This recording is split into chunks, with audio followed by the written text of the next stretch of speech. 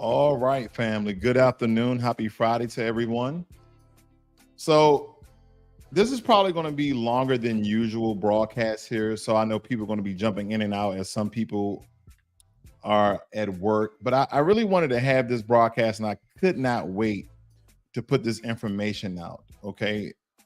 I put up a tweet not too long ago, it has been getting a lot of visibility of me stating that Kamala Harris allegedly 75% Hindu and 25% white Irish. And I've been getting a lot of attention. It's been reposted. I don't know what makes a tweet viral or not. I don't know the viewership. I don't know anything of the sort. But I wanted to show you guys, if you guys have not been aware of that tweet. Okay. So let me see if I can pop this up for you guys and we can get right into the broadcast. Okay. Because I've been responding to a lot of people on Twitter here. But most people have actually been on Code Family. Give me a second here. I basically said that was wrong, but information is fluid. And what people have to understand is it's okay to say that you're wrong. It's okay to say that you're wrong. So here's a tweet, family. I put I was wrong, family. Kamala Harris' dad has never identified as a Black Jamaican, but has ancestry of Hindu and white Irish, allegedly. So Kamala is 75% Indian and 25% white Irish. My apologies. Okay, allegedly. And if you can tell right here, this has gotten viewed 442,000 times. Okay, it has gotten viewed almost 500,000 times. But what I wanted to do here, we've done this before on this channel where we talked about FBA history and how our lineage actually started, dating almost back to the 1400s. But as far as on record, we're talking about a hard date or hard year rather of 1526. And that is very significant that we point those things out. Okay. We have Somalia against Pan-Africanism. We say, where are her Black relatives in Jamaica? Very good question. Very good question. This is going to be a very full conversation, family. I'm going to be reading a lot of your comments. Again, I know a lot of you guys are going to be in and out of the chat, in and out of the broadcast, but I really do want to break this down. And for a lot of you who may not know FBA history, this may be intriguing, even as the FBA. Happy Friday to you as well, Devin Haley. Again, this is going to be a very telling broadcast as well as informative.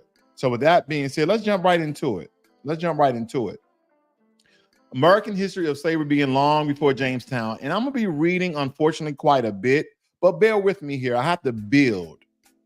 It says here, to ignore what had been happening with relative frequency in the broader Atlantic world over the preceding 100 years or so understates the real brutality of the ongoing slave trade, of which the 1619 group was undoubtedly a part, in minimizing the significant African presence in the Atlantic world. To that point, people of African descent have been here longer than the English colonies. And what they're talking about is the Americas, is North America, is America as we know it, okay? It goes on to state, prior to 1619, hundreds of thousands of Africans, both free and enslaved, and this is coming from history.com, aided the establishment and the survival of colonies in the Americas and the New World. They also fought against European oppression, and in some instances hindered the systematic spread of colonization. Now, a lot of people don't believe that Foundation of Black Americans was fighting against oppression, suppression, as well as slavery and Jim Crow, but we've always been fighting. The only fact of the matter here, family, is that we were outnumbered and they had greater advanced weaponry than we did at the time. And of course, we still have statues, which I really don't care. They put gauze on the Christopher Columbus statue. I don't care because, as it states here, history.com, Christopher Columbus likely transported the first Africans to the Americas in the late 1490s on his expeditions to the island of Hispaniola, now in Haiti and Dominican Republic. Their exact status, whether free or enslaved, remain disputed, but the timeline fits with that we know of the origins of the slave trade. European trade of enslaved Africans began in the 1400s. And this is most likely started by one of the Portuguese or Spanish popes that was in power at the time to designate Black Africans as the sole slaves of the European power structure. The first example, we have Africans being taken against their will and put on broad European ships would take the story back to 1441 when the Portuguese captured 12 Africans in modern day Mauritius and North Africa and brought them to Portugal as enslaved people. It goes on to state in the region that will become the US, there were no enslaved Africans before the Spanish occupation of Florida in the early 16th century, according to these researchers and writers here. They were significant numbers who were brought in as early as 1526. And you're going to see that year being repeated out of all of the significant information and research that we're going to go over here this afternoon. Some of these enslaved Africans became part of a Spanish expedition to establish an outpost is what is now South Carolina. This was between South Carolina, North Carolina, Georgia, etc. They rebelled, preventing the Spanish from founding the colony. Okay, they rebelled. Okay, a lot of these Spanish people who were trying to settle there in the North Carolinas or the Carolinas region, they died off. They became sickly. They died off. They didn't have food because one of their ships sank, and all of their provisions, all of their food went with that. And the neighboring people, it was around 500 of them. We'll get to it. It was around 500 of them that went to they have representatives that go to the neighboring tribes, and they keep stating the indigenous people. They never state what they are. They never state what their race, because everything is predicated upon this social construct, what we know as race. Now that we understand that it's a social construct, hey family, it is what it is. We are Black, they are Asian, they are Hispanic, which is an ethnic, not a race, because they're an amalgamation of different people formed to make Hispanic people, right? Because when you have Mexicans, you understand that Mexicans are most likely the indigenous people, okay? The indigenous people of the North Americas mixed with people who are from Spain, okay? And most likely those Aztecians or those Tainos. And then when you look and do the research from that, you will always find what? Black African blood. Nonetheless, I digress. Let's move on. Before 1619, there was 1526. And look at all the different news media that are on one accord, but people are still saying Project 1619, 1619, 1619. Absolutely not, family. Foundation of Black American History that has been solidified through many different, not just white media, but media in general from 1526. The mystery of the first enslaved Africans and what became the United States. Let's move on. It states here, these 20 so-called Negroes that came in Jamestown were not the first enslaved Africans to set foot on the continental U.S. That happened 93 years earlier when Spanish explorers brought 100 slaves with them to a doomed settlement is what is now South Carolina or Georgia. As you can say, they're really in the Carolinas there. Within weeks of their arrival, those enslaved Africans revolted, then they vanished, okay? But the early 1520s, nearly all of the indigenous people, no race, indigenous and native to the land, in the Spanish colony of Hispaniola were dead. Enslaved Africans were brought to replace them in the backbreaking search for gold that was getting harder and harder to find. It states here, we're just going to call it, for the sake of argument, not the sake of argument, the sake of pronunciation, we're going to call him Lucas. So Lucas, a government functionary in the colony, wanted to start a settlement of his own, and he got permission from the King and Queen of Spain to send scouts sailing up the east coast of what is now the U.S. to find a good spot. According to historians and anthropologists, that permission came with the specific instruction that they build friendly relationship with any indigenous people they encountered. Where we know that didn't happen. There wasn't nothing friendly about the Spanish. It wasn't nothing friendly about the Dutch. It wasn't nothing friendly about the British. It was nothing friendly about the Portuguese. It was nothing friendly about Europeans coming over to the Americas, because they came over here for power and wealth, okay? It states here that the scouts returned with details of the coastline of what is now South Carolina and Georgia and sometimes else. 70 indigenous people they had abducted and enslaved. They're not saying Native Americans. or American Indians.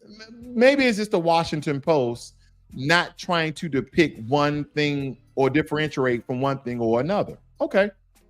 For the sake of argument, we'll move on. Permission granted. So, these explorers or these first enslavers were essentially granted permission by the king and queen of Spain at the time. And it said that Lucas and Francisco sailed for Hispaniola, where they gathered people and supplies for their settlement. A few months later, like in early June of 1526, again, solidifying 1526, they had 500 colonists, okay, 100 enslaved Africans, plus livestock, plants, and provisions packed onto 3 ships, okay? Let me say here, they arrived on August 9th and immediately ran into a big problem. When one of their ships sank, they managed to rescue all of the passengers, but most of the food was lost. As soon as they were on land, Francisco disappeared. Now, Francisco is one of the indigenous people that were taken, what they brought back to Spain and say, hey, there's different people here. We want to go and explore because a lot of this land looks like Spain. So this would be a great place where we can colonize. We'll get there. But this is basically what they're saying, family, okay? And I wanted to point out something here when we talk about ethnocide, ethnogenesis, ethnotransformation, all of these different terms that we use to explain a certain thing. Now, I'm going to zoom in on this picture for you guys to see that this is very imperative that we look at this when we're talking about the construct of race in regards to Kamala Harris. We're going to get there, family.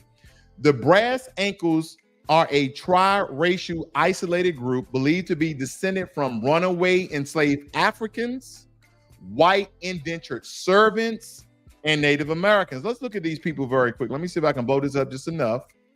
Look at these people in their face. Now, some of you would say they look Hispanic. Some of you would say they look Hispanic. Some of you would say they look Native American. Some of you would say that the lady looks like a light-skinned Black woman, okay? Again, I'm trying to raise a couple of hairs here, family, for you to depict, analyze it for yourself. But this is an amalgamation of 3 types of people: Native Americans, white indentured servants, and so-called runaway slaves. There were Black Africans, okay? Let's move on. San Miguel de la Guadalupe slave rebellion of 1526. There we go again. And this is from the blackpast.org. So far, history.com, Washington Times or Post, one of those media outlets, are tripling and doubling down on the year 1526. Here we go. Again, I told you during this broadcast, there's going to be a lot of reading, but we're trying to build here, family. We're trying to get understanding. A lot of times people want things in short clips. Just can't do it. Just can't do it. Okay. We got to be a student of who and what we are. So when people ask us, and we're going to get to this video right here, one of our great brothers, Adonis Live, he's been on the UK hard. Hopefully they don't ban him like Tariq Nasheed, but he's been telling, and probably not, because he's only talking to Africans that are over there. But we're going to get to this. We're going to get to a part of this video. This brother is doing great work over there. Okay. He's doing great work. We'll just call him San Miguel. He is a former Spanish colony founder in 1526 by Lucas. It was the 3rd settlement in North America, north of Mexico. In the early 1500s, Spaniards were conducting expeditions to the area known as South Carolina and Georgia to kidnap Native Americans as slaves. In 1521, wealthier planter, lawyer, and blah, blah, blah, blah, blah. I'm not going to bore you with all of that. They're talking about baptizing people. Let's get down to the nitty gritty. The fleet consisted of 6 ships, approximately 600 to 700 people, supplies, and livestock that included pigs, cows, sheep, and 100 horses. Among the passengers were approximately 100 enslaved Africans from previous expeditions and trade. On August 9th of 1526, the fleet lost its flagship when it struck a sandbar and sank off the coast of South Carolina. The court interpreter and other Indians brought along as guides deserted the fleet and escaped into the woods. After building a replacement ship, Lucas and his fleet moved 200 miles south. Upon landing, immediately began building houses and a church. They always got to build a church. Colonization starts with your belief. Have you guys understand that? When before they started to colonize Africa on a large scale, they had missionaries to go to Africa first. And when the missionaries didn't convince the African people to move their belief in religion from worshiping African ancestral spirits, then they start to recruit Africans to bring them back to England to indoctrinate them and then bring them back to Africa. I know a lot of people don't like when we start talking about religion and the inception of it because it gets in your spirit and it moves you one way or another. So I know I'm going to have people drop off. I'm okay with that. Let's get back on it. It states here, after building a replacement ship 200 miles south on September 29, 1526, the settlement was christened by San Miguel, a reference to the local Gao tribe. The settlers quickly suffered from dysentery, hunger, cold, and Indian attacks. So they were getting killed, they were getting wiped away by all of these different external forces. On October 18th, alien died, and leadership of the settlement was assumed by Captain Francisco Gomez, who wanted to stay at the settlement and wait for fresh supplies to arrive. Another faction led by Doncel and his lieutenant Pedro de Bazan wanted to leave the settlement and return home. Doncel and a group of supporters seized and arrested Gomez and others supporting him and locked them down in Doncel's home. When Doncel and Bazan set out to ambush other opponents, the enslaved Africans set fire to Doncel's home and freed Gomez and the other captives. That is because this group of people wanted to go back to Spain, while these other people who kind of barricaded themselves inside the home wanted to stay there and colonize. It states that this incident is regarded as the first slave rebellion in mainland North America. By July 1527, only 150 of the original settlers have survived and returned home to Hispaniola. Beyond 1619, slavery and the cultures of America. Okay, now let's get down here. Let me blow this up for you guys. Interestingly, the first Africans to set foot in the U.S. was likely a freedman. Juan Guerrero was born in what is now Angola and accompanied by Juan Ponce de Leon to Puerto Rico in 1508 and settled there. He also was part of Ponce de Leon expedition in Florida in 1513. The first African slave probably arrived in Puerto Rico in 1513, although slavery did not become a significant part of the labor economy of the island until the 18th century, because we were usually think of the beginning of slavery in the U.S. by looking at the British colonies. Puerto Rico is rarely considered, but is likely the first place in the current U.S. where African slaves were held, okay? It states here that Florida was the first successful settlement by the Spanish in what is now the U.S. Don Pedro Mendez. I'm gonna mess up some of these names, family, so excuse me on that. Claimed the area for a Spanish settlement in 1565. Slaves were brought from the new colony, and among the ship's crew were some free Africans. Okay, let's skip down a little bit. I don't want to keep bombarding with the same repetitive information. It states that the other large population of free African Americans was to develop into the Chesapeake region. What's significant with Chesapeake? I digress. And that is where we met up with the slaves who arrived in a new Virginia colony in 1619. Okay, hopefully you guys are staying with me. Give me a second here. I'm moving on. So the reason why a lot of these things are going to be very significant, the way we look at them, is because we have all these different terminologies try to figure out who and what is a foundational Black American. So if you are descendant for those enslaved Africans stemming back from 1863 and before it was ratified in 1865, from the time of inceptions of the 1400s are considered foundational Black Americans, especially those who were part of that first census record, 1790. There was one prior to that I think the archives building burned up and only 25% of the records were actually salvaged. So that's imperative as well. Let's look at this. The term Native American or American Indian is not strictly a racial category, because a lot of people will ask them, what are Native Americans? So we understand we understand the amalgamation of how Mexican people derive. They are a mixture of different people, right? They're not just people from Spain. They're not Spaniards. They're not just Aztecian Indians. They're not just Tainos, okay? They're not just Africans. They are a mixture, because there's black Mexicans, there's white Mexicans, there's brown Mexicans. There are all these types of Mexicans. That is why they are not a race. They are an ethnic. So what are Native Americans? Does anybody know?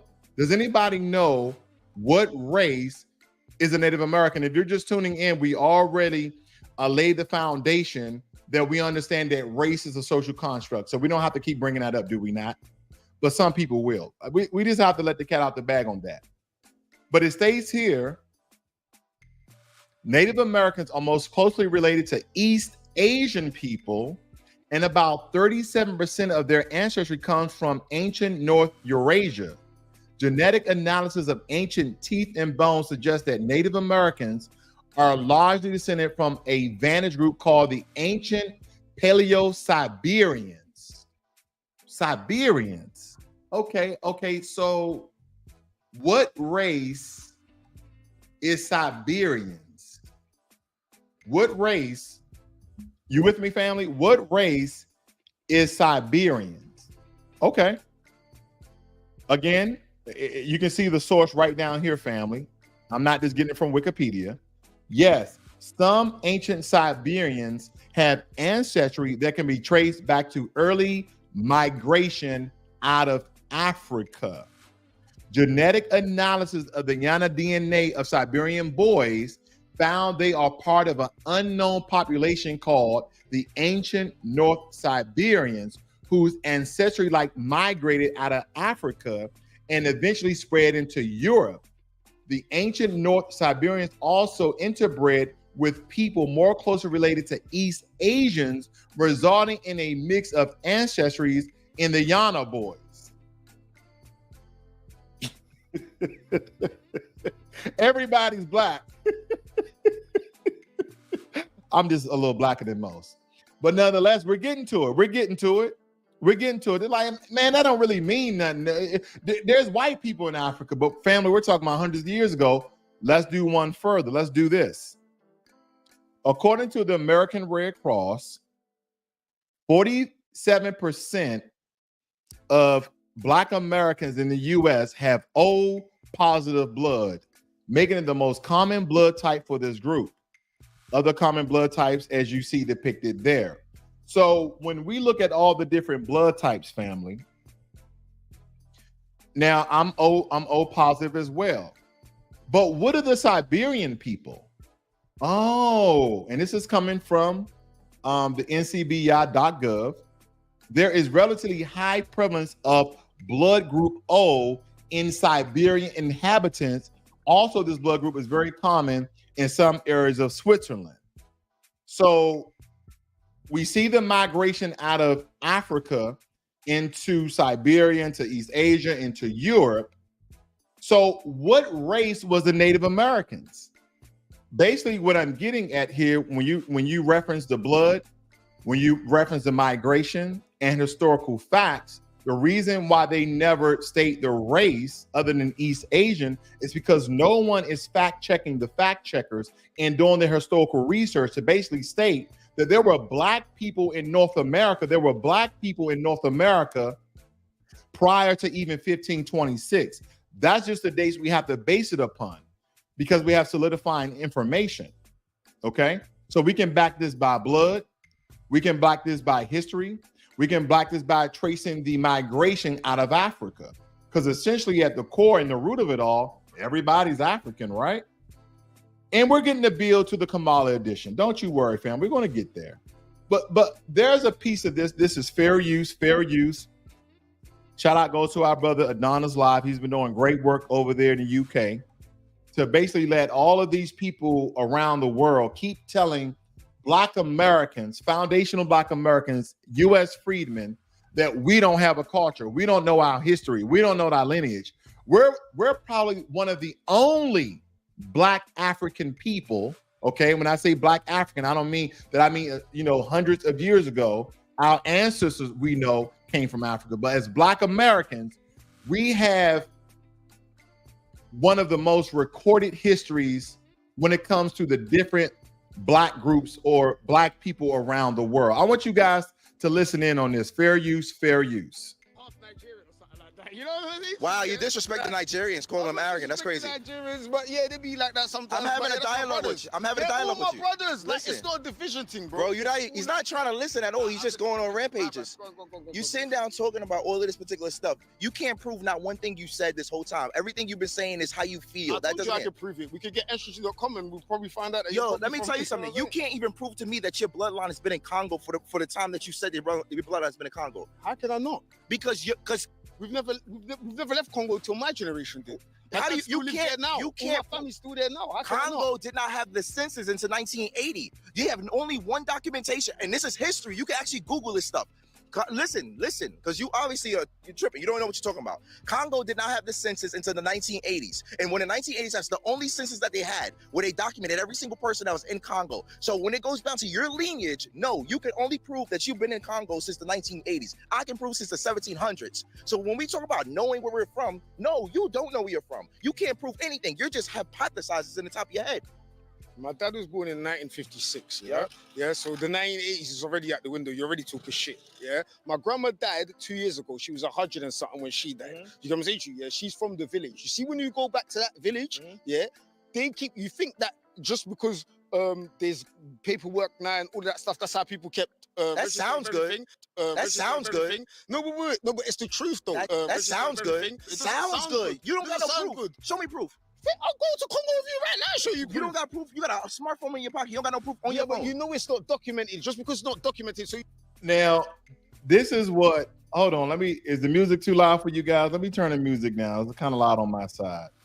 But this is what Black Americans have been stating for a very long time: is that we can prove hundreds of years of our state in America, in United States of America. But a lot of our long distance cousins, brothers, and sisters cannot while they're in these other European countries. And this is what he's pointing out. I'll let it continue. Are you telling me that knowledge never got passed on before computers and paperwork? And that's exactly. If you are, I'm going to definitely know. Hold on. Look what you just said. And I'm going to go back to my first. Hold on. Look what you just said. Say that again. Are you trying to say that knowledge has only been passed on since paper and documentations? Is that what you're trying to say? You're trying to say that knowledge ain't never been passed by word of mouth. Can I respond to that? I agree with you right there. So now I'm telling you that my knowledge has been passed down through word of mouth for generations, and you not trying to accept it, but you want me to accept yours. That don't make sense. That's not what I said. Hold on, listen. You said right now. You said, are you telling me that knowledge was not passed down word of mouth, right? Because your knowledge is passed down through word of mouth, right? Okay. Without paperwork, right? And I'm telling you, my knowledge has been passed down from word of mouth through generations without paperwork, and you're not trying to believe my knowledge. You're believing a white man. I'm gonna make this easy. Yeah. A lot of you lot say, "Oh yeah, we're only second generations, or whatever, or rare, or whatever." Yeah. So watch this. Yeah. If things are passed down through word of mouth, because like you said, yeah, before the 1960s, 80s, whatever it was, yeah, paperwork weren't really about right now, right? Yeah. So for y'all, okay, whatever. Any easier, yeah, to trace down your lineage, yeah, if you've only been here for a couple generations than if you've been in America for like 12 generations. Ain't it easier to actually know like where you're from? If you're from Congo, you might think that your people was like the original black people that lived in America and they didn't get sent over there in ships or whatever. So are you saying that? Wait. Just answer this question. I just want to answer this question. Let me finish and you can ask me, yeah? So you might think that, but it's harder for you to prove it if you lot have been there for 12 generations. It's not that hard for me to prove it. How is it not hard? My dad's never migrated here. I'm the only generation that migrated here from my family. We're the first people that migrated here. So I know my background. No. People migrated over Africa multiple different times through multiple generations. You're saying that you're from Congo because that's all that your family has talked about. But if you go back in your bloodline, we could probably trace that back down to Nigeria. No. Actually, our bloodline, when you really go back far, it's actually from Egypt. Yeah. But I also know that. Yeah. See, look at that. So I thought it was Congo. No. But if you go far back, but it's still Africa. Bro, that's all hype.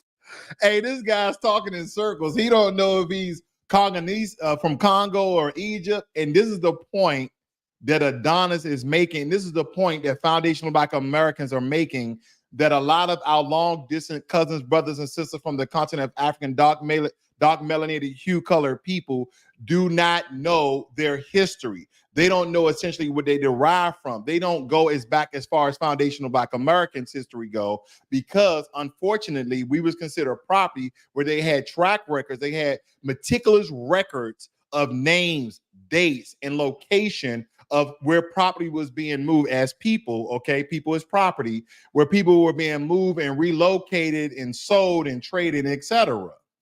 Hypothetical, you have no proof. I don't care. Listen, I don't care if You have no proof. Listen, I don't care. Hold on, if so- my lineage. so let's goes far recap, back let's and it's recap. Nigeria, Cameroon, Let's recap. XYZ. I understand that. Let's it's from recap. Hold on. Africa. And that's what I'm saying. All Black people are from Africa. That's it. Let's recap.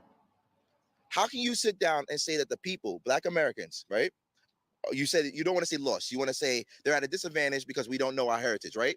Well, I'm telling you my heritage and you're not believing it. So who has the problem, me or you? No. I'm saying, yeah, that you don't know it far back enough to actually know where in Africa you're from, and that's the disadvantage. How is that a disadvantage? What about German people? It's the disadvantage, yeah, because you see, like when you're in a country sometimes, yeah, where you can feel ostracized or you can feel like, I don't feel like that in America. It's my home. Okay, cool. Well, you feel like that because you're in somebody else's home. I don't feel like that. To be honest with you, yeah, I feel like you lot feel like that more than I feel like that here. Because you see, anytime you see, where are you basing that from? I'm going to tell you in a minute. See, anytime, because I'm also asking other things, and I'm not getting to answer the first thing.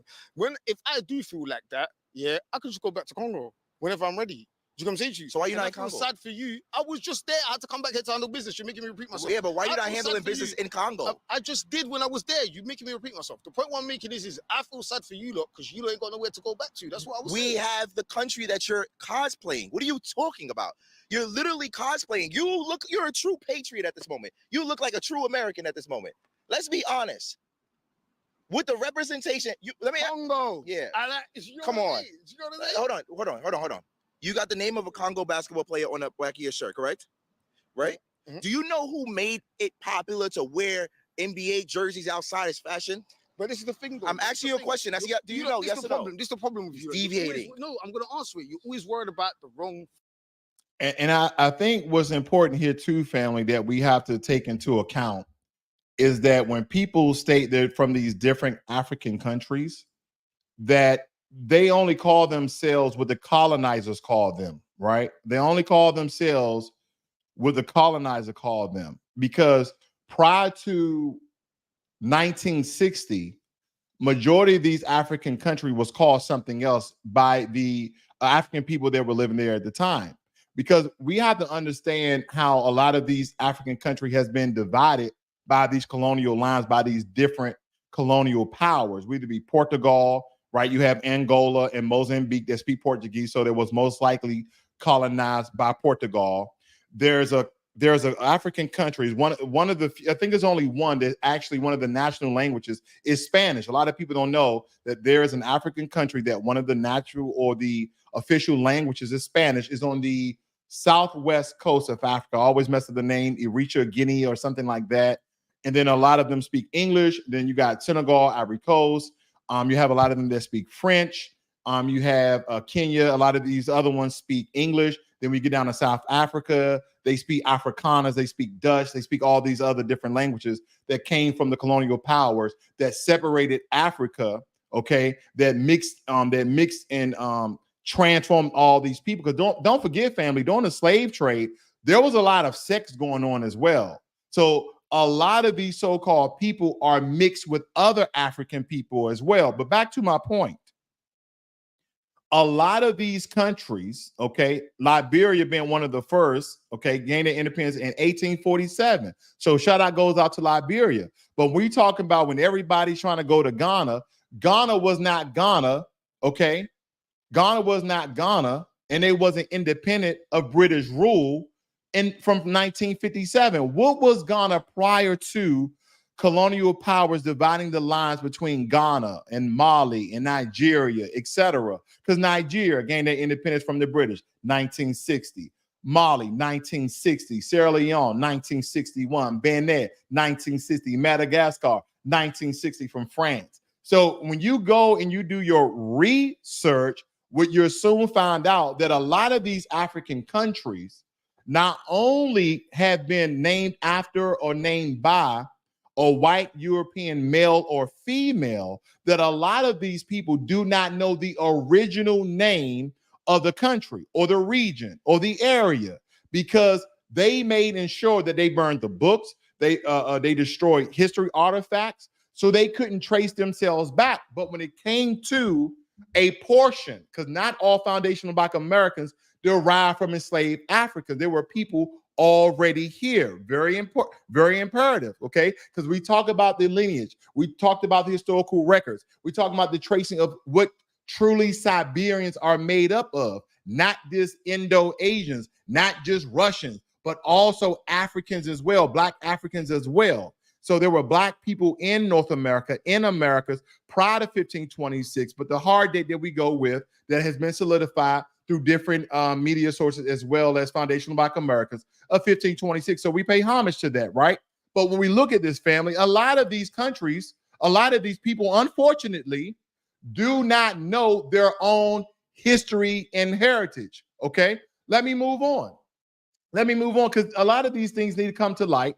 Because again, I said, who, what is a foundational Black American? Kamala edition, because when we look at this, here we go. Black Indians, also known as Black Indians, also known as African Native Americans, are people who identify as Native American due to their cultural affiliation and heritage, while also having significant African American ancestry. Do you guys ever see this book here? Let me see if I can pop this up. You guys ever see this before? You guys ever read this before? A Hidden Heritage, Indian Black? Let me take it a step further. Let me confuse you guys a step further. Now we're moving into Afro-Indian. Okay, now we're moving into Afro-Indian, because that is a history within itself. Okay, I'm gonna go back here for 1 second. Let me show you this. Someone say, man, this is a little Black girl. No, she's city. She's actually Indian. Yeah. She's actually Indian. African Indians, Afro-Indians. Look at these people. I don't want to play that video. Give me 1 second. Let me see if I can pop up another picture for you guys. Give me 1 second, family. Thought I had this prepped just the right way. I know that's not a clear picture. Let me see if I can get a clear picture here. Let me see if I can get a clear. Oh, no, we can't deal with. We can take the picture, though. These are the city people. And you would say, oh, man, they're from Somalia. They're from East Africa. They're Ethiopian, okay? But when we look at this family, there's a lot of mixture of different people when it comes to African ancestry. And that is where all of this is getting lost at when it comes to Kamala Harris. Okay, now let's break this down, because shout out goes out to Dr. Richie. Okay, shout out goes out to Dr. Richie, very intelligent brother. I watch his broadcast all the time, but he has stated something that kind of got me off kilter just a little bit. It kind of made me want to, hey brother, what are you talking about? What are you talking about that she's a sister girl because she went to a HBCU and she's an AKA? That has nothing to do with race. That has nothing to do with ethnicity. It has nothing to do with it. My son graduated from an HBCU, a small HBCU in North Carolina. And when I went to this HBCU, and I haven't really told this before, but I will, I was very disappointed in that HBCU. I was very disappointed in the student body of that HBCU. Why? Why was I disappointed? There were non-Black people attending this HBCU. Not a problem. I don't have a problem, because there's white people that go to, there's Black people that go to Howard. There's Black people that go to PWIs all the time. So white people, Indian people, Asian people, Hispanic people, you can go to HBCU all you want. But the majority of the school were Black people, whether they be Black Americans or otherwise. Here's why I was disappointed. The valedictorian and the salutatorian were white. Majority of the school was black. But the valedictorian and salutatorian, okay, those people who graduate with honors, were white. That's why I was disappointed. That was just a side note. The point I'm making with the Dr. Richie comment is that it doesn't matter what school you go to. That's basically stating if you're black and you go to a PWI, you white. What? That don't make any sense. And believe me, and you guys know this, some of you guys are part of fraternities, some of you guys are part of sororities, and guess what? There are non-black people that are part of your frat. There are non-black people that is part of your soror. You know that, I know that. Let's get into it. Africans in India, from slaves to reformers and rulers. This is coming from BBC.com, a major media organization.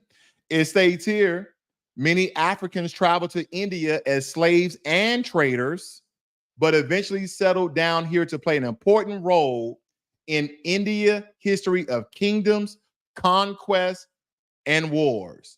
See, when I gave my son this book, you know what? I'm gonna show you very quickly.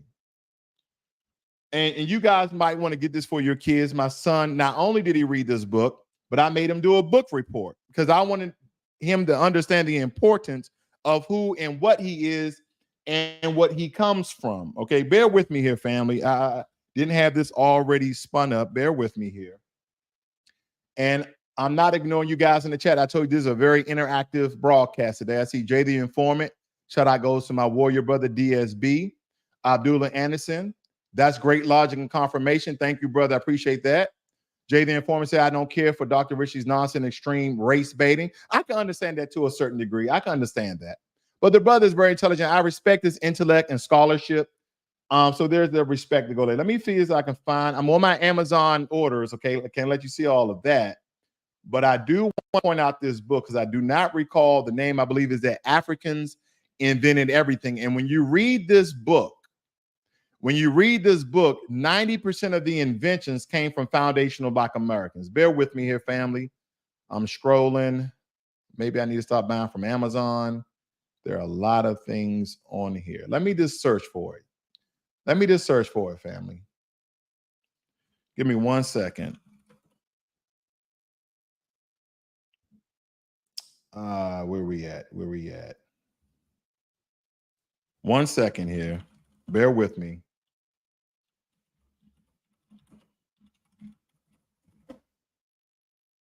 All right, here we go. Here's the book right here. Here's the book. Black People Invented Everything, The Deep History of Indigenous Creative. Okay, very good book. I advise you as well as your children to read this book. It was a very good book. It breaks everything down so you can understand truly what Black Americans have contributed to the world. Now, let's go back to this story very quickly, okay? Let me get close some of these very Give me a second. Give me 1 second. All right, here we go. It says some of them, like Malak Abbar, and I'm gonna mess up some of these names, went on to become important rulers and military strategists. Ambar was known for taking on the powerful Mongol rulers of North India. Okay, it states here, it is very important for Indians.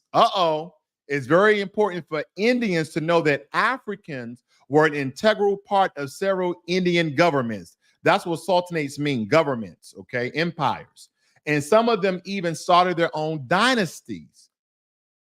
Early evidence suggests that Africans came to India as early as the 4th century, but they really flourished as traders, artists, rulers, architects, and reformers. You see what it's getting at, family? You see what this is getting at when it comes to dark melanated hue people out of Africa? We'd be 1,000 years, okay? Then not one, our long distance cousins, brothers, and sisters came to the Americas prior to slavery, prior to colonization. And not only that, that we explored other countries prior to the Europeans. Okay. That's what a lot of this is stating. And they're just basically saying this in plain English. But other parts that we have to understand is that we came to India as artists, as architects. So who were doing the building? Who was doing the designing? And they said, and we were reformers. What were we reforming? What were we reforming? The people? What were we reforming? The country? What were we reforming? The food? What were we reforming? The culture? Because why is it this? Why does any people who has dark melanated skin can dance? Now, I don't know if you ever saw people from India, Indians, okay, not Native Americans, Indians, dance. They can dance. They dance off their own music, but they can dance. There's a little black blood in there. There's a little black blood in there. I digress. Here we go. Now, what they're showing here is, it said, this was the warriors. There were black Africans. They were part of the security guards in the Sultan's army in India. Okay, the 17th century cloth painting depicts a procession of Dalkin Sultan Abdullah African guards. Okay, and you see they had the Indians with the mustaches here, with the head wraps, wearing this, and they see, they separated the dark Africans here, supposedly doing some sort of dance or whatever. Okay. It says, apart from the sultans in southern India, Africans also rose to prominence on the western coast of India. Some of them brought their traditional music and their religion as well. Okay, they're showing the religious buildings here. Let me move on. Okay, I'm not going to get into all the pictures here, but I want you guys to see this. This is in India. Now, I know the picture. Too fast. Give me 1 second. Too fast. I zoomed in so you guys can see. Now, the people up here, they are Indian. I don't know if you can see his face. You guys can zoom in. It's kind of blurry. This is a very old picture. Now, you can tell they're kind of middle tone skin. And looking at their phenotype, the construction of heads and faces, they're Indian. But when you come down here, look at the guards. This guy's African. This guy's African. And some of the other folks look Indian. Okay. This is proof in the pudding, family. And believe it or not, the most celebrated or the most powerful Ethiopian leaders in Indian was Malik Ambar. Okay. It says that that he ruled a certain district in Western India. The painting shows Sadi, okay, the African ruled state of Sanchin was established in 1791 in Gujarat. It had its own cavalry and a state band that included Africans, its own coat of arms, currency, and stamped paper. In 1948, when the princely states were incorporated into independent India and ceased to exist, Sanchin had a population of 26,000, 85% Hindu, and 13% Muslim. The main African figures of the past have not been forgotten, but their ethnicity has been erased. Okay. The people who have heard of Malik Ambar, for example, generally do not know he was Ethiopian. Does it mean that these men's origin was so irrelevant it was useless to mention it? Or is this historical erasure the product of the conscious denial of the African contribution? Black Logic, you did a whole broadcast, and what was the point of the Kamala edition? If Kamala Harris wants to cosplay as being black, allegedly, it doesn't matter. That's the point I'm getting at. She is not a foundational Black American. She is not a U.S. freedman, and she doesn't have the lineage. She doesn't have the experience. She doesn't have the experience of being one. Neither did Barack Obama, but we voted for him. Well, we can truly state that Barack Obama is blacker than Kamala Harris. And some people are like, none of this matter. None of this race matter, but it does. See, some of you people who may not be contributed to race and saying that we are American, okay, good. But unfortunately, there is a large population of foundational Black Americans. There's a large population of Black Americans, okay? There's a large population of people who are going to vote for Kamala Harris because they believe that she is Black. And most likely they believe that she is a Black American, not knowing, okay, hold on. Oh my gosh, here we go. Oh gosh.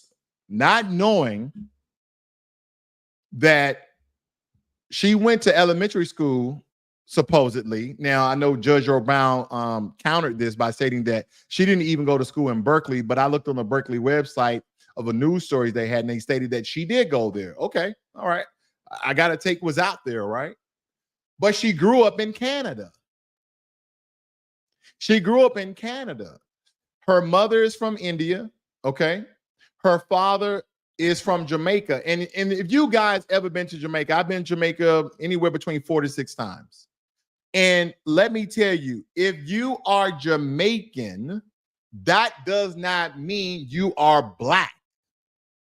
Because remember the Asian lady that came out and stating that she's more Jamaican than the Black people there? Let me, I'm gonna see if I can find her picture, because I know a lot of you guys maybe remember that. Let me look up Asian Jamaican very quickly, okay? Asian Jamaican, let me see if I can find her picture. I'm not gonna go over the video itself, okay? But there's a lot of Jamaicans that are really light-skinned. There's a lot of Jamaicans that are not Black people, okay? So let's look at this. And again, there's a lot of mixture going on. Okay, you have an Asian lady right here. That's not the one who made that viral video, but she's Asian, but she's Jamaican. Because we have to understand the difference between race, ethnicity, and nationality. And I saved one of our intelligent sisters bookmarked here. Give me a second. I want to play this for you guys because she broke it down better than I ever could. She broke it down better than I ever could. Let me play this very quickly for you guys. I think very quickly, it's only a minute. Bear with me. Let me see how I can blow this up. Between race, ethnicity, and nationality. Let's get smarter in seconds. Race is a system that categorizes people based on human differences, like skin color, hair texture, facial features, etc., and ranks those differences based on social and political hierarchies that were created over the past 600 years for the purpose of racism. And scientists have conclusively proven that race does not have a biological basis. That's what people mean when they say that race is a construct. Ethnicity refers to shared cultural background, including traditions, language, history, society, religion, or ancestry. Unlike race, ethnicity is not based on perception, and it was not created for the purpose of ethnic discrimination like race was invented to do racism. Nationality identifies a person based on their connection to a given nation state or country, and usually nationality has to do with where you're born or where you're a citizen. Because of racism and ethnic discrimination, somebody with a given nationality may be rejected as a member of that group, even if they were born there or have citizenship. Now, let's put it all together. I'm mixed race and racialized as Black. My ethnicity is based on my cultural and ancestral heritage, which includes Louisiana Creole and African American. And since I was born in Los Angeles, California, my nationality is American. Although America does refer to North, Central, and South America, that's what the nationality in the United States is called. I hope that's helpful. Smarter in seconds. Bravo. That sister broke that down in 1 minute. I probably would took all day to make a point, but she broke that down very, very intelligently. And that's what we have to understand. So at the end of the day, family, if we trace a lot of so-called Black African blood, a lot of people have Black African blood. So for the sake of argument, and again, I told you early on in the broadcast that information is fluid. So there's going to be many people, always understand this. There's going to be many people who contradict themselves because information is transformative. Information is fluid. Information will change over time, just like words, just like language. It's a living thing that continues to transform. Now, I wanted to point something out because someone made a tweet. Okay, someone made a tweet to me and responding, and let me see if I can find that very quickly. Bear with me here. I want to really point out that tweet. Oh man, give me 1 second. I shouldn't tweet so much because then I can't reference it as quickly. Okay. see here. Let me see here. And Donald Trump, by the way, I'm not a Trump supporter. I'm not a Democrat, Republican, liberal, conservative. I'm just a black man that's on empowerment. I'm on some black empowerment shit. Okay, listen to this. Donald Trump, petty as hell. Donald Trump, Mr. Petty himself, said, "Thank you, Kamala, for the nice picture you sent from many years ago. Your warm friendship and love of your Indian heritage, and very much appreciated." Boy, that's one petty ass dude right there, Donald Trump, man. Oh Lord, Lord, Lord, Lord. Let me see if I can find this, family. These things get so lost when you try to find it on here. Give me 1 second. I really want to find this because someone basically pointed out that Black Americans are cosplaying for white people. Okay, that we are masquerading as white people, and I'm really trying to find this tweet. If you can just bear with me a second. I see I got my good brother in here, Vern, in the room. Shout out goes out to Vern. Shout out goes out to Vern, my good brother Vern.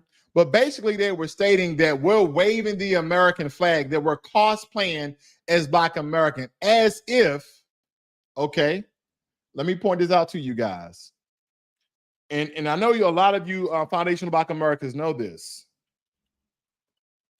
He talking about that we are cosplaying as white Americans, okay? I'm trying to get there, family. Give me 1 second.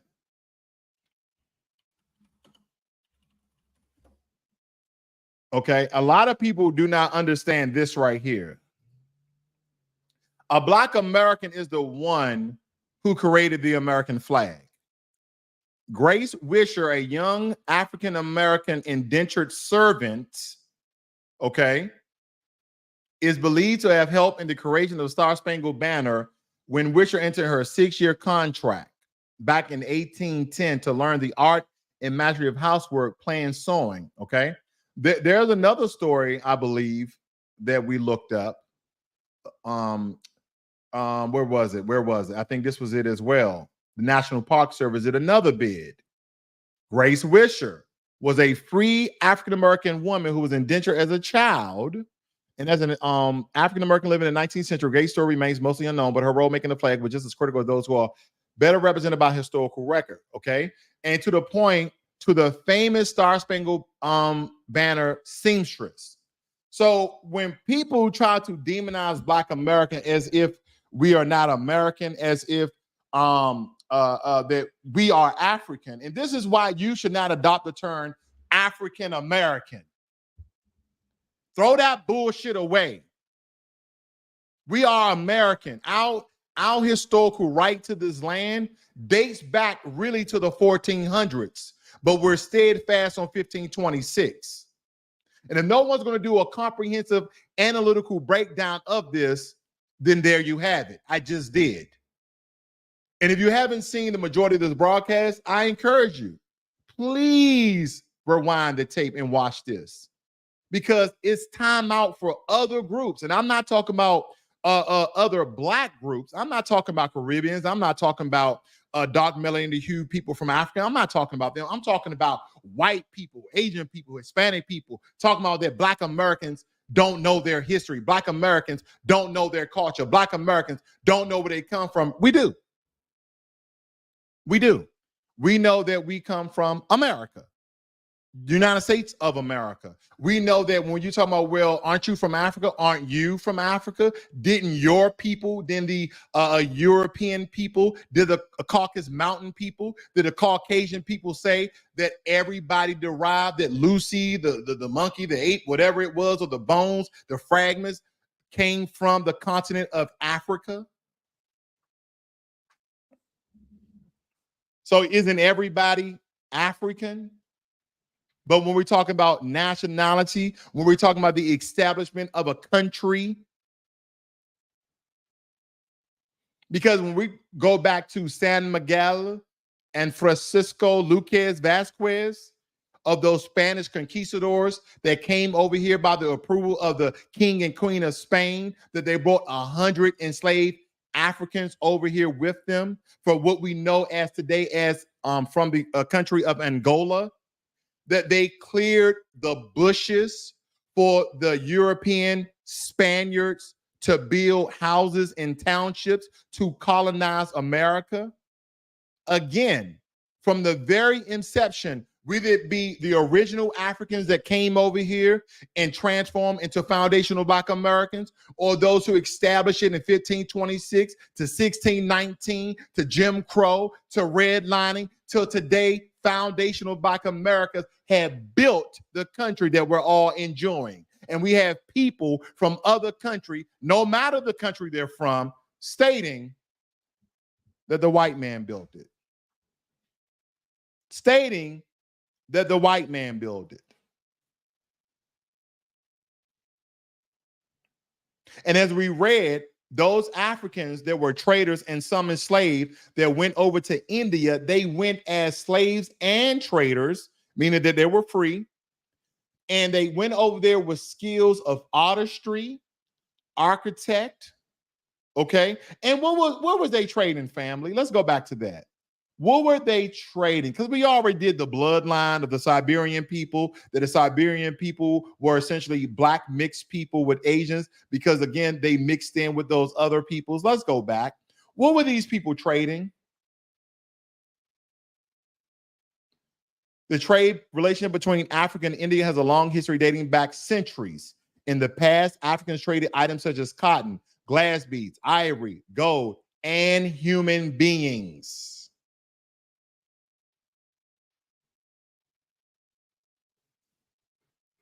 And here are the sources, family. This is not Wikipedia. These are actual sources that's supposed to solidify and verify the information. But we know, and again, all this information that I'm breaking down for you guys here today is subjective and objective, however you want to look at it. But if we don't go by any of this, then none of this means anything. But I don't want people to just to go out and vote for Kamala Harris simply because she's Black. Vote for her policy on wait a minute, what is her policies? Wait a minute. What are her policies, family?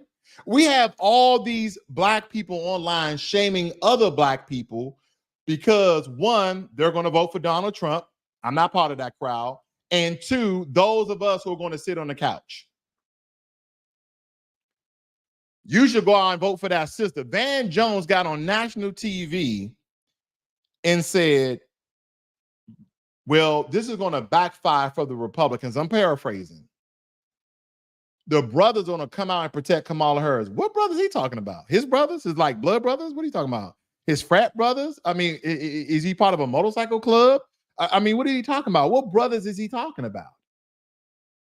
What brothers is he talking about? I'm not in protecting the second most powerful person in the world. She's the VP of the most powerful country in the world. She don't need any protection. She got Secret Service. And us to deem her as otherwise than what she has portrayed herself is asinine and just damn dumb. That's my opinion. DSB says, my vote is for sale and the price is reparations checks, hate crime bill for my FBA brothers and sisters. And here's another problem with that statement.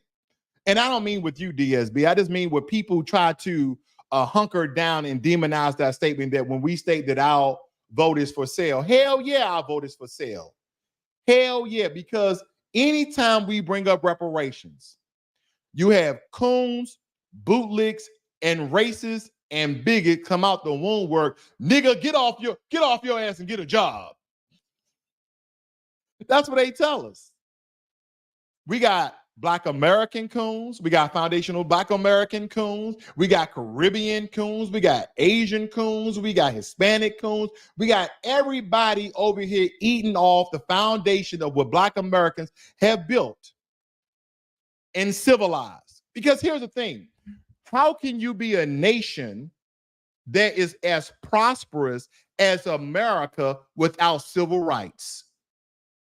What people don't understand, when Africans were moving and migrating into Europe prior to the Civil Rights Act in the 1960s in America, they were sending a lot of those Africans back to Africa. They was not accepting them.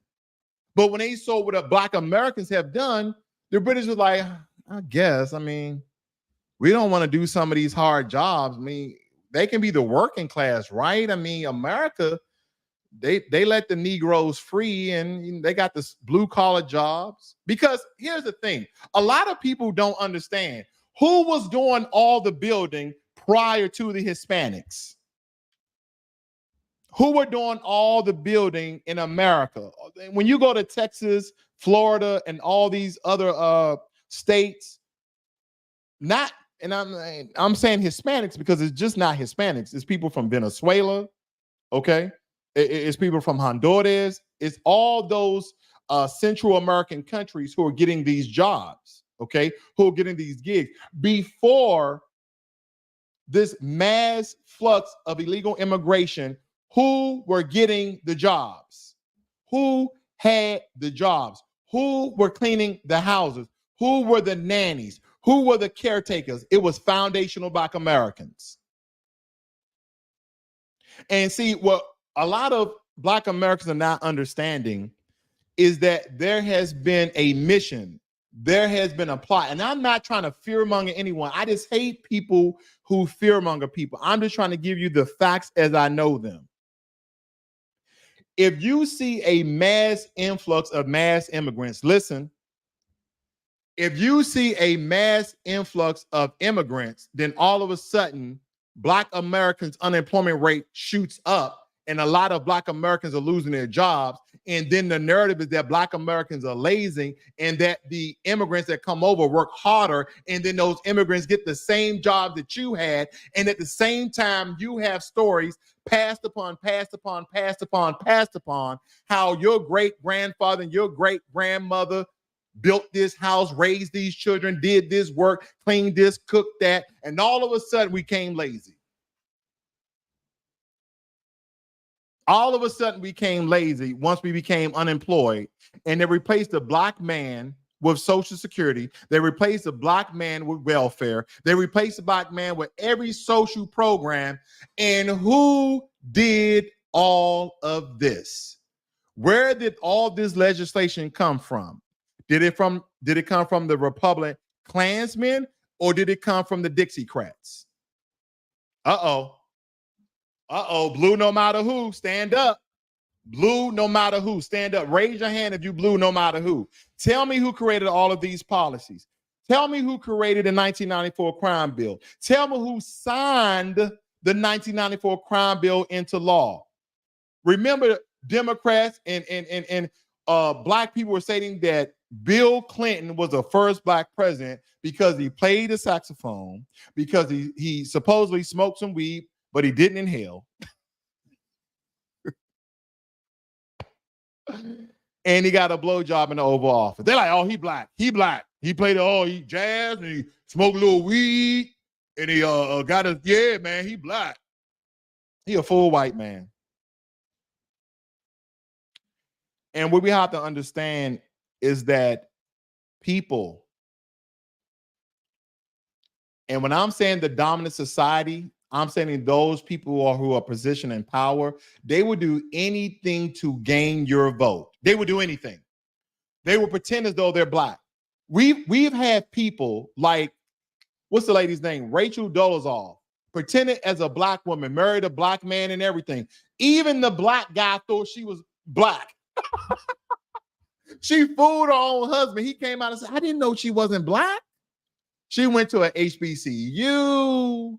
She was, wasn't she like the president or VP of a NAACP chapter? She did everything Black. She wore Chuck Taylors and Timberlands like Kamala Harris. She washed her greens in a tub like Kamala Harris. Family, none of this makes you Black, okay? And as I stated before, we all got a little African in us, right? All of us got a little Black in us, okay? But they let a full white woman pretend like she was black for years, for decades, until her family said, you know what, enough is enough. You've been cosplaying as a black American for far too long. We're going to let people know you white. Listen, I'm her mother. I'm white. I'm her father. I'm white. She is a white woman.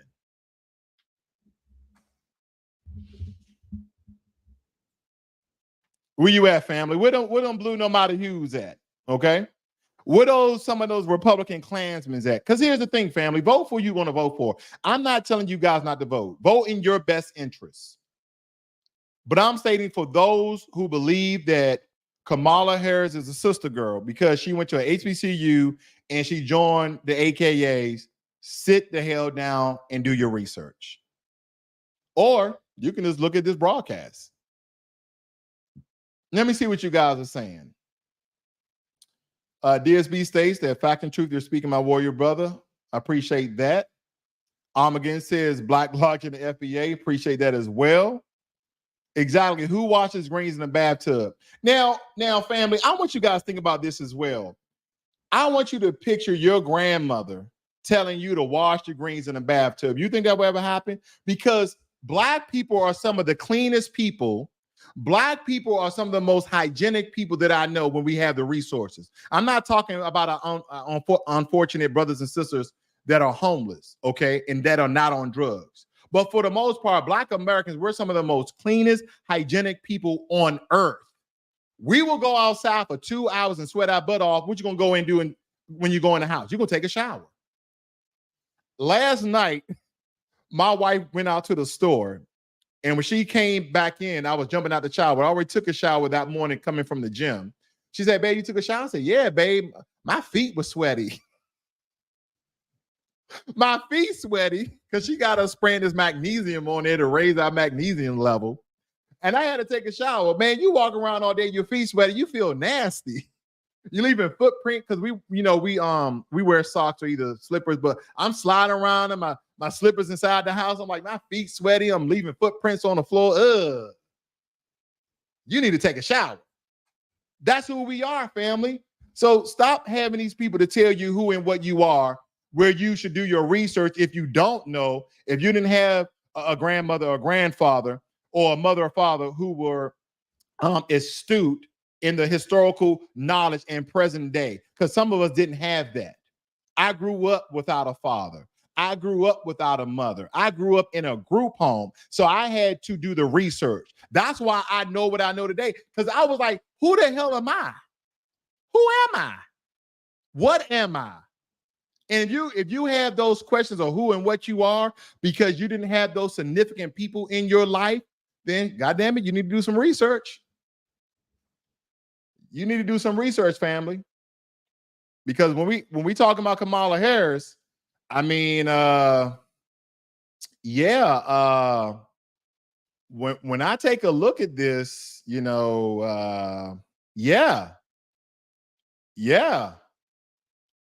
are some African Indians.